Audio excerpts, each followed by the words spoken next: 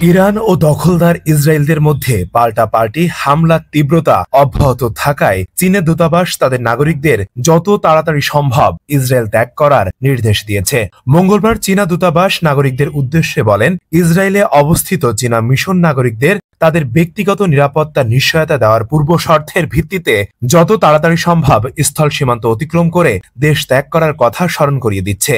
নাগরিকদেরকে জর্ডানের দিকে যাত্রা করার পরামর্শ দিয়ে দূতাবাস আরো বলেছে, সংঘাত ক্রমশ বৃদ্ধি পাচ্ছে, অনেক বেসামরিক অবকাঠামো ক্ষতিগ্রস্ত হয়েছে, বেসামরিক হতাহতের সংখ্যা বাড়ছে এবং নিরাপত্তা পরিস্থিতি আরো গুরুতর হয়ে উঠছে।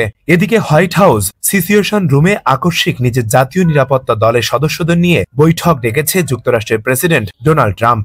স্থানীয় সময় মঙ্গলবার কানাডায় G7 সম্মেলনে ছিলেন ট্রাম্প। সেখানে সফর সংক্ষিপ্ত করে তিনি দেশে ফিরে যাচ্ছেন। এর আগে অবশ্য ইসরায়েলি গণমাধ্যম দাবি করেছে, তেহরান ও তেল আবিবের মধ্যে চলমান সংঘাতে চীন ও রাশিয়া ইরানকে ক্ষেপণাস্ত্র সহ বিমান চালানো পরিবহনে সহায়তা দিয়ে যাচ্ছে। ফেরদৌস সাগর, মানব কণ্ঠ।